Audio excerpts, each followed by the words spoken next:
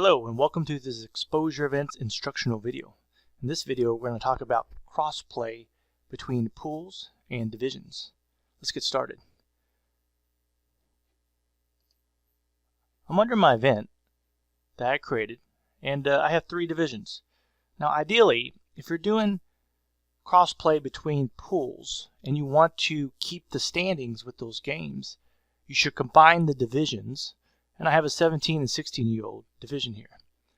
If I go into pools, you see I created 2 pools. I gave it a pool label for each one, 17U and 16U. These are my 17U teams and these are my 16U teams. To do that, just click the gear icon and you can add a label here.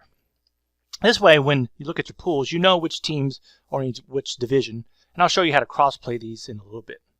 The reason for doing this is they'll retain their standing. So a 16U team who plays the 17U team, that will count against their standings. Now, if you're just going to do an exhibition game or extra game for a team and you got to do it through another division, which is just division cross-play, this is the way to do it. So I have a 16 and 17U division with 3 teams in it, 1 pool. Let's say that my 16 division needs to have an extra game for someone and I want to use a team from the 17U. So let's go to 16U. Now you can add an extra spot here if you want and put the team in there. Usually it's just a exhibition game. You don't really care about showing the team this division. So you could create a pool of 1. Let me go ahead and just delete these real quick. And I'm going to hide it too. So I'm going to click the gear icon and hide it. So this pool won't show up on the public side. So I'm going to go ahead and click Add Participants over here. And I'm going to go to my 17 division. And I'm going to pick Team. I'm going to pick Team 1. And I'm going to place Team 1 from the 17s in my Pool B. Now, when I schedule this game, it's not going to retain the standings for this game because of this. Team 1, if they won or lost, those standings won't count against their 17-year-old standings. Just this pool right here, but it's hidden, so it doesn't really matter. However, it will count against the team they play in here, unless you make it an exhibition game, which I'll show you in a little bit too. So let's go ahead and schedule these pools now. And I'm on my grid. You can check out the Getting Started article on how to do this stuff. I'm just going to concentrate on creating my crossplay games. I'm going to click the plus game button at the bottom. And first I'm going to go to 17U, 16U. So I can automatically create my games, which will be in their pool.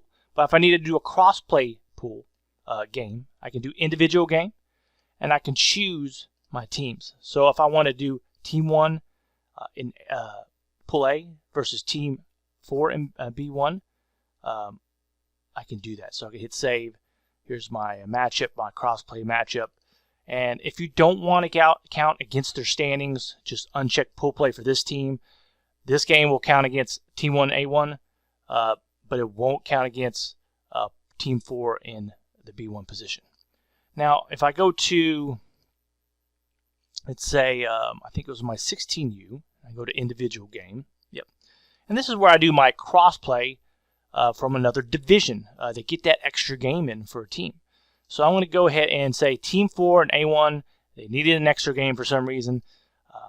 I'm going to choose my Team 1 from the 17U in my B1 pool, which is hidden.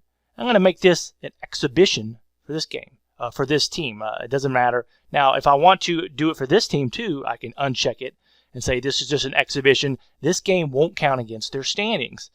So I can add that in there, and you'll know what's an exhibition game for which participant. There will be an E next to each participant, and that just means exhibition. You hover over it, you can see that too. But that's pretty much how you do crossplay in pools and crossplay for divisions. Thank you for watching this Exposure Events instructional video.